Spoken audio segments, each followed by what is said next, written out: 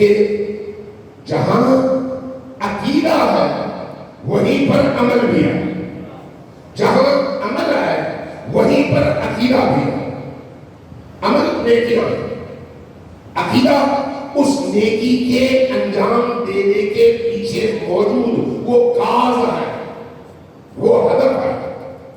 اگر عقیدہ پاک ہے، اگر عقیدہ شفاف ہے، اگر عقیدہ کلیئر ہے، تو آپ کا عمل بھی اس عقیدے کی بنیاد پر وزن رکھتا ہے، چاہے وہ عمل چھوٹا ہو یا بڑا۔ لیکن اگر عقیدہ شفاف نہیں ہے، عقیدہ کلیئر نہیں ہے، عقیدے میں جھول ہے، تو آپ کا عمل چھوٹا ہو یا بڑا کوئی فرق نہیں پڑتا۔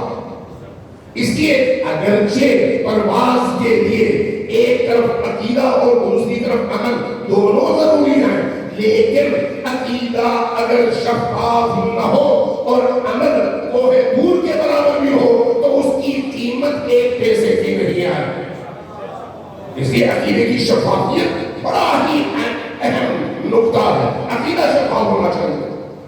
دنیا بھر میں آپ بڑے بڑے لوگوں کا سنتے ہیں، مدر ٹریسا بہت بڑی خاتون تھی، بہت بڑے بڑے لوگ گزرے ہیں جنہوں نے انسانیت کی خدمت کیا ہے۔ سوال یہ ہے کہ انہوں نے انسانیت کی خدمت کس کے لیے کی ہے؟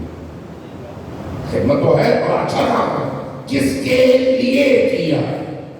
چونکہ اللہ کی بارگاہ کسی عمل کی قبولیت کا دار و مدار کام نہیں ہے، عقیدہ ہے۔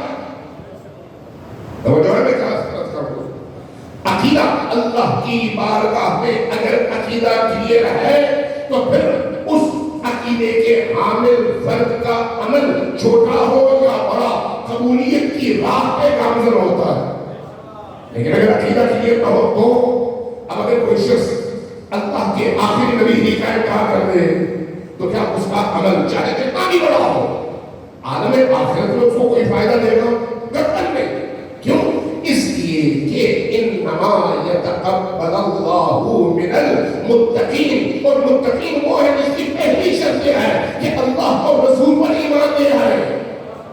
پہلی شرط، جس نے ایمان کا اظہار ہی نہیں کیا وہ کس بنیاد پر یہ توقع رکھے کہ اس کا عمل اللہ قبول کرے؟